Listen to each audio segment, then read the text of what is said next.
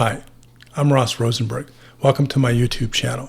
The other day, I was thinking about the term prosthesis. I'm quite familiar with what one is. The idea that a person who lost something vital to their life, vital to their independence, vital to their self-esteem, could use a device, a man-made, engineered device, to help them compensate for what they lost, to help them do things that they once enjoyed, but because of an accident, surgical procedure, or for whatever reason there was a loss of a limb, they also lost that function, those capabilities.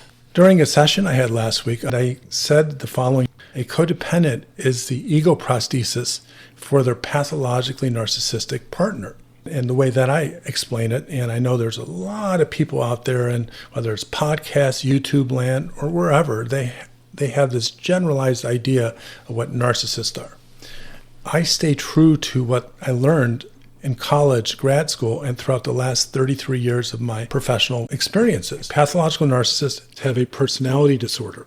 The way that I categorize them, they either have a narcissistic, borderline, or antisocial personality disorder. Just to briefly explain what that means is someone with narcissistic personality disorder is entitled, grandiose.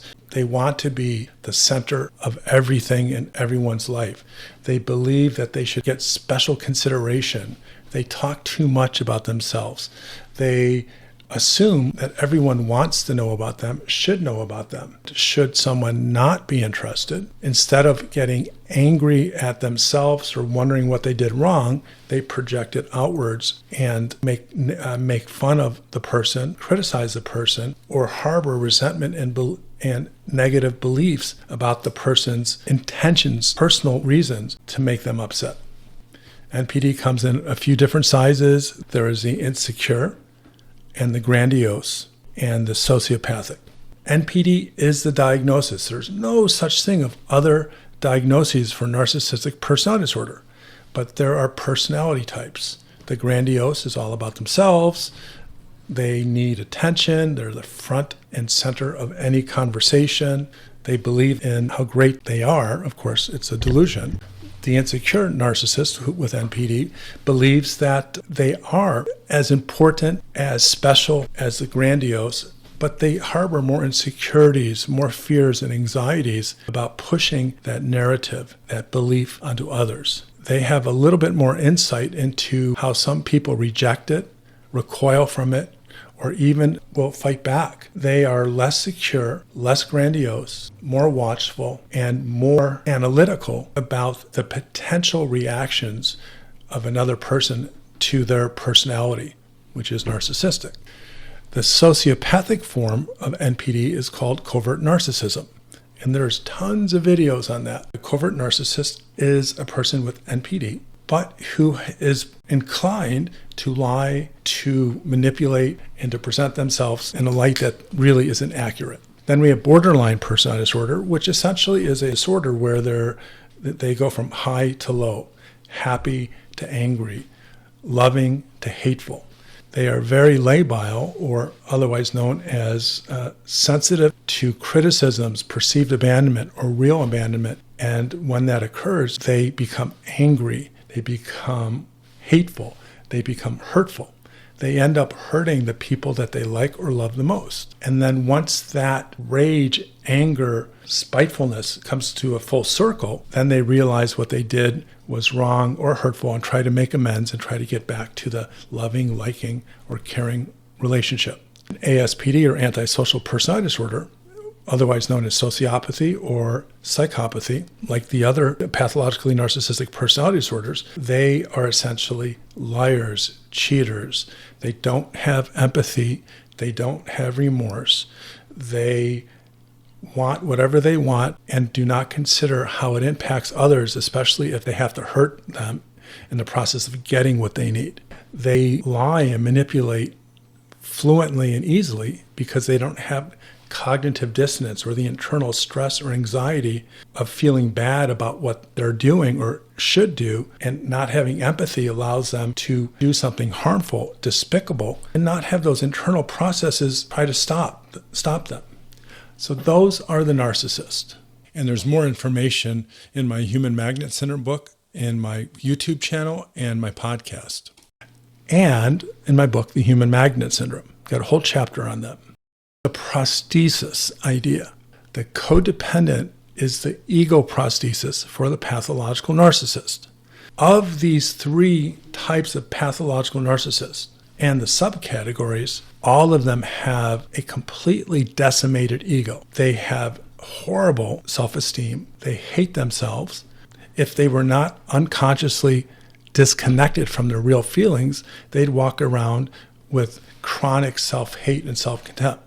But the nature of these personality disorders is a set of defense mechanisms that take the self-hate, the self-loathing, the core shame, the loneliness that is deep and pervasive, and it removes it from these narcissists' consciousness and moves it offline into a place in their limbic system, specifically their amygdala. This is why many narcissists, if not most, and we're talking pathological narcissists with a personality disorder, cannot recall or remember the horrific treatment they endured as children. They cannot and will not talk about having bad self-esteem. If they are aware of it, they won't talk about it, but most are not. They are not aware of their core shame because that has been blocked from their consciousness for survival purposes. Therefore, these individuals, as many of us already know, they blame everyone else for their problems. They need other people to take care of them. They're not willing to reciprocate in what I call the fair and mutual distribution of love, respect, caring, trust, and protection. Now that has been expanded from love, respect, and caring from my earlier work. They need all of it, or most of it, and are not willing to reciprocate or be mutual. And should they be mutual, it's because of strategic purposes, not because of empathy or altruism. So if we understand these pathological narcissists carry this broken part of themselves, unconsciously, deeply embedded in themselves, disassociated from their awareness. Now, disassociation is a better word than repression. Repression is a term that came from Freudian psychology. It's a valid term, except the explanation is much better with what we know now than before. The brain determines, like a thermostat, when the heat is too much and it needs to do something to turn some mechanism on to cool things off. Or for that matter, it's too cold. Thinking of thermostats, they turn the heat on to warm things up. It has this internal regulatory mechanism that monitors the psychological and emotional environment of the person. And should a person's mental health be challenged, it shuts down the memory from which that person would be unable to handle. It will not allow someone to remember horrific abuse as a child, similar to post-traumatic stress disorder. But as I talk about in my Human Magnet Syndrome book and in my other videos, post-traumatic stress disorder is similar but very different from attachment trauma. And attachment trauma is the trauma of a child being raised by a pathologically narcissistic parent and a codependent parent who, because of their deficits in psychopathology, that child's attachment needs are not met. And because of our biological evolutionary need to successfully move through our youth, our childhood, our youth with parents that support us, love us unconditionally, if we don't get that and we don't attach, we don't develop very important psychological abilities that come into play later in adulthood. The attachment trauma for pathological narcissists is exponentially more severe than that of the codependent or the person with self-love deficit disorder. And because of that, it's taken offline, repressed, made unconscious, or disassociated. The term disassociation is my preferred term because it's the removal of feelings and memories for the sake of a person's psychological survival. It's regulated by automatic or unconscious processes of the brain that determine what a person can handle or not. It's done automatically. Narcissists cannot handle memories of how badly they were hurt as children, memories of the abuse, neglect, and trauma they endured, the whole swath of their childhood, their early years, the lack of attachment, the brutal neglect or abuse, it gets disconnected from memory and disassociated. So they are unable to access their core shame. They're unable to fully access their pathological loneliness. If you follow me, you know about my pyramid that explains the cause of codependency: attachment trauma, core shame, pathological loneliness, SLDD or codependency addiction, and at the top, everything we know about codependency or SLDD. And I also compared the pathological narcissist pyramid, which is the very same, except the attachment trauma is far worse than what happened to the codependent. Therefore, their memory or their mind couldn't manage it and took it offline, placed it in the limbic system, the amygdala, and they are forever oblivious to it, which, by the way, is why narcissists don't do well in psychotherapy. So getting back to the prosthesis idea, in early childhood, narcissists had an amputation of self. They either could not or did not develop what would eventually become a foundation of self-love, self-respect, self-care, self-trust, and self-protection. It was stolen away from them. It was beaten out of them. And if they did have that, they would have come out of their childhood, their youth, with a sense of self, with an ego. But in this sense, and especially a metaphorical sense, that ego was amputated. It was removed. Just like going with the metaphor, most reasons for amputations because of a traumatic injury, a debilitating illness. But the difference between a physical amputation and the narcissist's psychological amputation is they don't remember the trauma. There are some parallels, and I'm aware of these, where people have endured catastrophic injuries and lost, and friends died, they lost limbs, they were in comas for a couple of years, and they don't remember it. Well, that is the physical version of disassociating trauma, but in adulthood. So the narcissist without a stable, functional, self-regulating, so let me try to define ego. That's a very general concept. According to dictionary.com, ego is defined as the part of the mind that mediates between the conscious and unconscious and is responsible for reality testing and a sense of personal identity.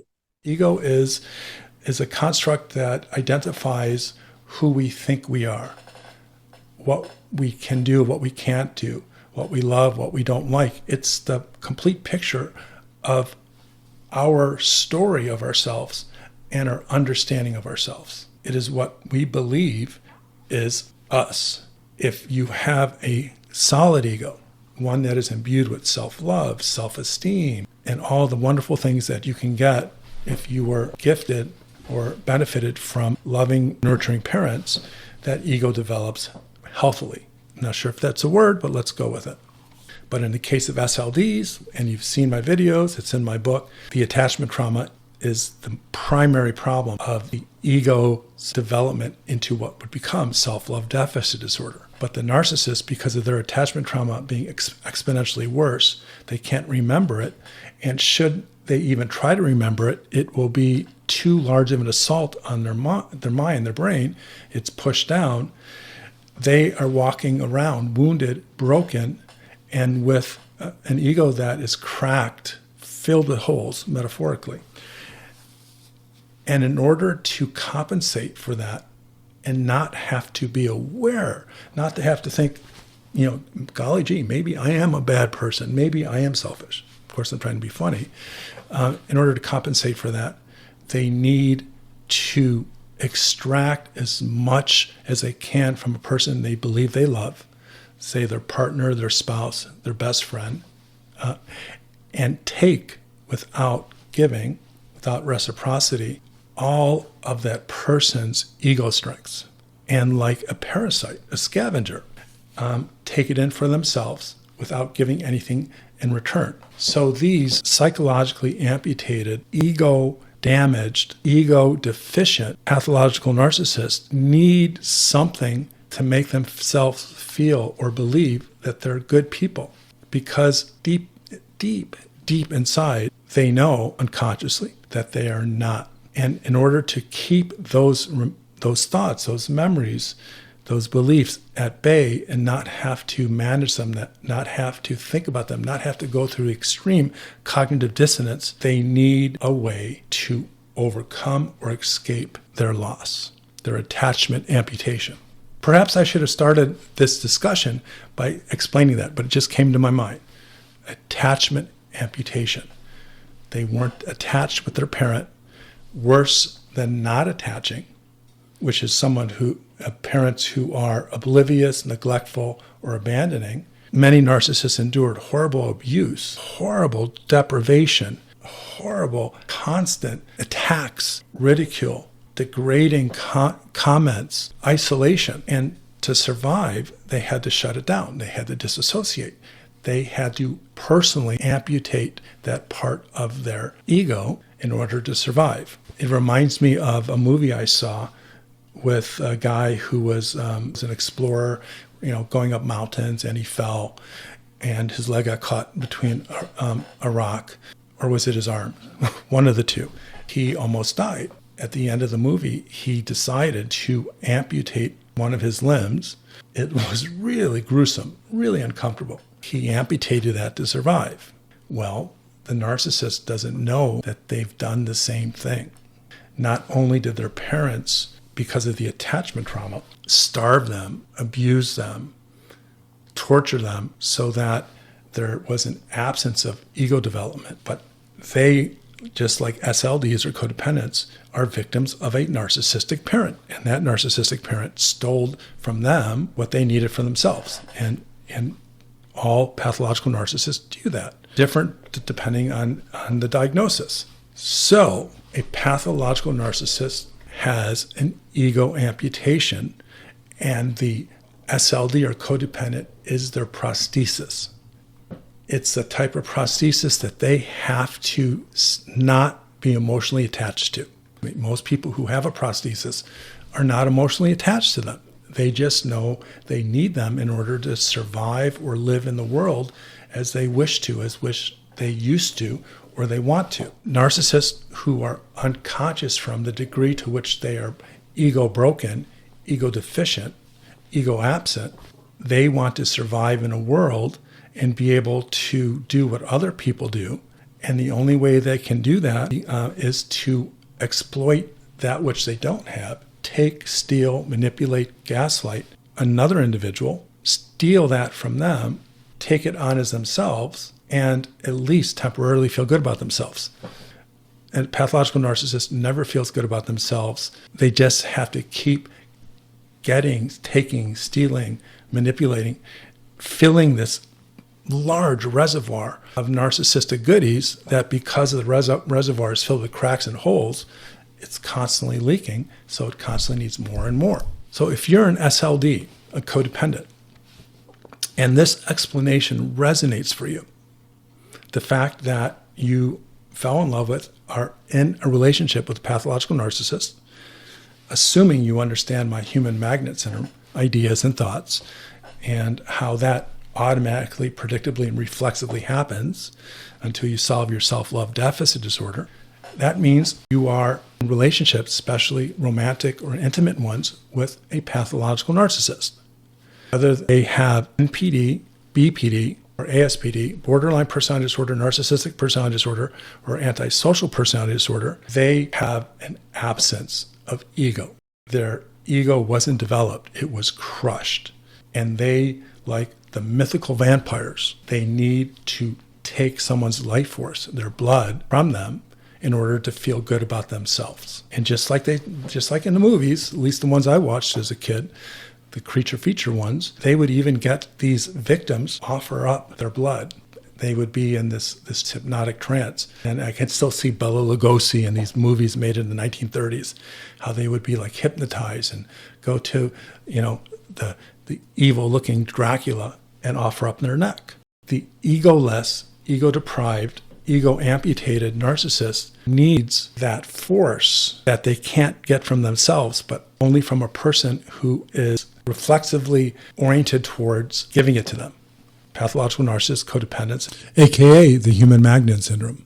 So in conclusion, if you're a codependent or what I call an SLD, I have now given you a metaphor to understand why you feel so empty, depleted, insecure, anxious, codependent, self-love deficient, is because anything that you had good about yourself was taken, stolen, manipulated from you, gaslit from you by the ego-starving narcissist. The narcissist ego was amputated, and you are their prosthesis. You're nothing more than a piece of hardware. And should you need service or break, the probability is you'll get replaced. If you look at it from this vantage point, if you think about it from this angle, you can see what you gave up in order to take care of what the narcissist doesn't have. And I'm hoping that this will inspire you, that this will give you a clear idea of what you lost in order to make your partner feel better about themselves, who can never get enough and never completely regain their metaphorical or analogous mobility, ability to function. Don't be anyone's prosthesis. Love yourself. Self-love deficit disorder is curable, whether it's by my Codependency Cure self-love recovery treatment program or another therapist who gets the problem, the self-love deficit disorder, and where it comes from and how to resolve it in order to get to the cure, which is self-love abundance. Don't give up. Never stop believing that you can be happy and self-love abundant. And because of this video or podcast, I'm hoping now that you have this picture in your mind in order to take care of what you lost, what was taken away from you, what you had to give up, what was stolen from you, in order to take care of your narcissist amputation, for which they will never be grateful and never acknowledge your sacrifice. I hope this video, I hope this podcast, because I put them on at the same time, helps you better see what you lost and what your narcissist selfishly has stolen from you. If you want more information, please visit my website, selfloverecovery.com. I provide general psychotherapy and my self-love recovery treatment. I have a collection of audio and video downloadable resources. All right, guys, take care and be well.